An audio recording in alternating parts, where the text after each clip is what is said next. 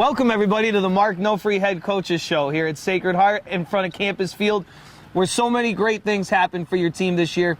It culminates with a senior day, 10-0 win over Duquesne, and it sets you up for a wonderful opportunity out in Moon Township at Robert Morris.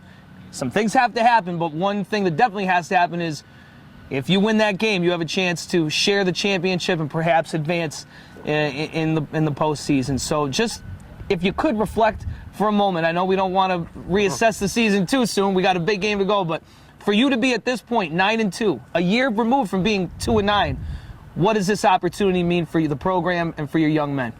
Well, it's a great opportunity for us. I mean, you always want to be playing meaningful games in late November, and anytime you can come down to the final two games of the season where they actually count towards the NEC championship, I mean, that's what you work for year round. And we talked about it in December with the team that we weren't going to talk about 2012. It was behind us, and we could learn from it, but we weren't going to bring it up or reflect back on it. And the kids did a great job of changing things and changing the culture and their attitude and their work ethic and things we did in the off season and in season. And like I said, to go down to Robert Morris, a team that's obviously in first place right now, and have a chance to tie them or compete for the share of the NEC championship for the last game of the year when it comes down to it was a great opportunity, and I think it adds a lot of excitement and it really gets your kids looking forward to the last game of the year. Duquesne's a tough team, always yes. A good program in the NEC. For you to not allow them to put a point on the board, for them not to be able to score against your defense. I mean, your defense has been good all year, but that was a special performance in the final regular season game of the year. Your thoughts? Yeah, they stepped up. Obviously, they made some plays when they had to. They were in the red zone there in the first quarter, and on third down they threw a pick, but to Dennis Regan in the end zone. We played hard. We played hard. We blocked the kick right before half. Troy Moore did.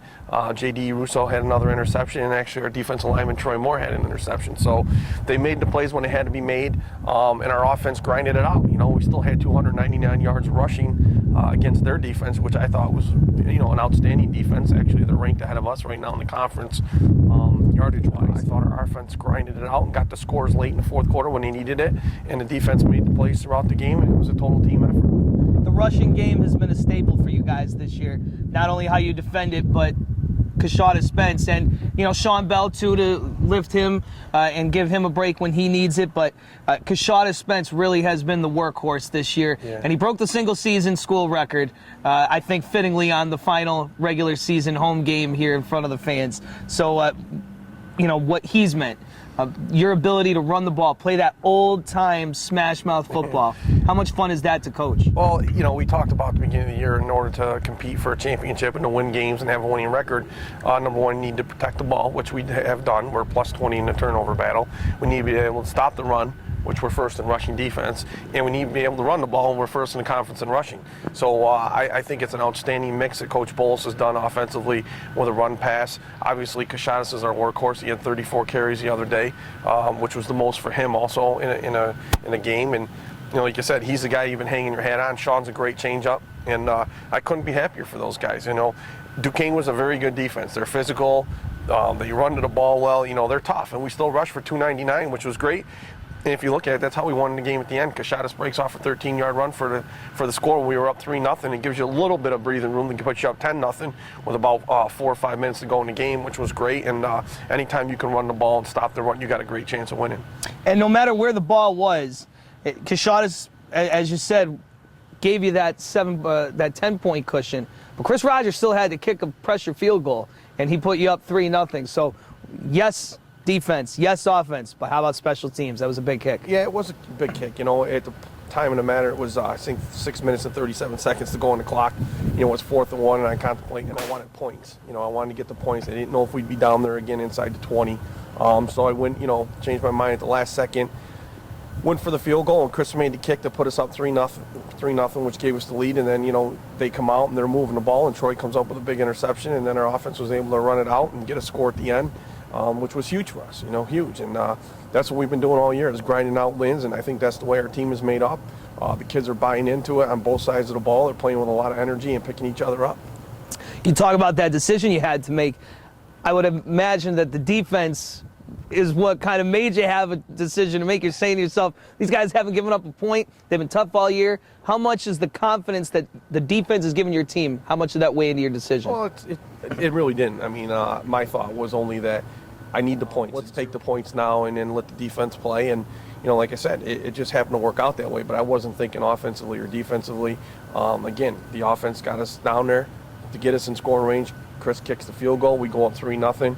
And the defense, stopped the field goal right before half, too, with a block. So at the time, it could have been a tying field goal, So it really didn't factor in. I just knew that I didn't know if we'd be back inside the 20 again, so I'd rather take the points now and play with a lead and make them catch us instead of us, trying to catch somebody else. Well, Coach, as this is our final one before the biggest game of the year, we kind of joke around in the office calling it Nofri Mania this year, 9-2, and you hear, in all seriousness, the guys talk so much about how they love playing for you. What is your message to the guys going into this huge game? Same thing. We talked about it last night as a team. We're going to play like we played the first 11 games. It's just another football game. The last one of 12, which we played 12 straight weeks now. We're climbing that ladder of 12 straight rings and, climbing to the top and getting there, and it's a battle each week. And we're focusing in on it's just another football game, a conference game. Just so happens to be the last game of the year against the first place team when you're in second place. You really couldn't script it any better. But again, these kids have been great. I told them after the game I'm so proud of them and how far they've come.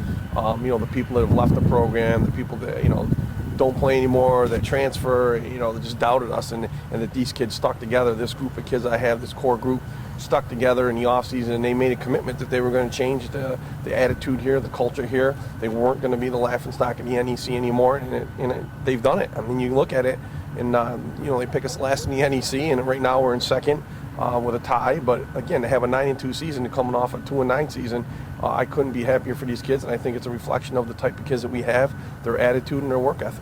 All right, Coach, you deserve this opportunity. It's been a great season, fun covering you, and go get him. You deserve this moment. One more. All right, one more. One more in Pittsburgh. Saturday, Sacred Heart and Robert Morris. The game means everything.